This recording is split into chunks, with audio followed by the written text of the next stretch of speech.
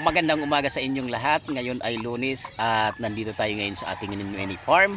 And then mag-aani tayo para sa pagluluto ni Mrs. ng isang sweet and sour na fish fillet. Ayan, sasahugan natin ngayon ng ng bell pepper.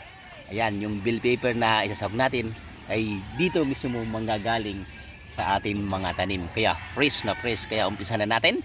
Ano pang inaantay nyo? Mangunguha na tayo. Yan. Pipiliin lang natin yung mga hinog. Yan. Yung mga hinog na bunga.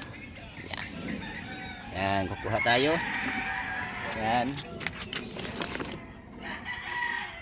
Pansin nyo, napakaraming bunga. Yan. Tanggalin natin yung mga hinog para kita nyo naman mga boss yung bunga ng ating mga bell pepper. Yan, ito medyo may problema tayo dito. Nalalanta na.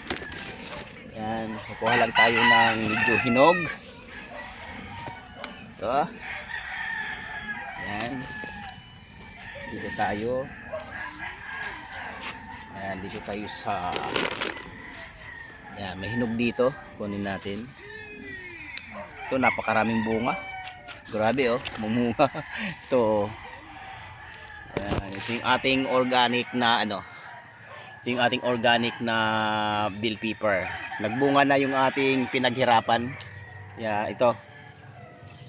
Hindi sila malalaki, mahaba katulad ng variety na tinanim natin dahil nga napakainit ngayon, summer, April. Yan. Walang ulan-ulan mula December pa, kaya naisipan natin na dito tayo magtanim para tipid sa tubig. Yan, bunga. Ito, yung dito ay namatay. Pinalitan natin to ng ng native na atsal. Saka ito. Kita nyo naman pag namunga. Oh, grabe. Diba? As dito tayo kukuha ng marami kasi maraming hinog. Yan dito. Ito yung bunga niya. Napakarami. Tapos ayan. May mga sumusunod. Diba? Ang tayo dito. Ayan. Yung tsura niya. Bunga. Tapos yan. Mga sumusunod na maanin din. Ibabaw. Ayan. Yung mga bulaklak na sumusunod. Ayan. Yung ating atsal. Diba? Organic na atsal. Yan. Ang iba naman tawag dito ay ang tawag dyan, siling makupa. Yan, kunin natin. Kasi pag nasobrahan sa hinog, isisira. Yan, kunin natin. Hindi nakalakihan yung iba dahil sa init. Yan. Makikita nyo naman yung ating nakuha. Ito na yung ating pang sweet and sour. Yan.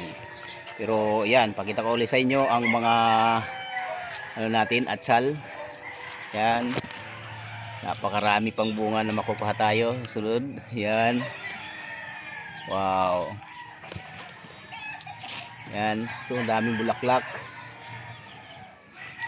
Yan. Medyo malalanta, may problema to sa puno. May virus to. Baka na yung ilalim. And then yan yung ating mga update sa ating atsal. Yan. Maraming salamat sa inyong lahat. Ayan, kung bago lang kayo dito sa aking channel ay huwag kalilimutan po humingi ng atsal. Hanggang dito na lang. Bye bye.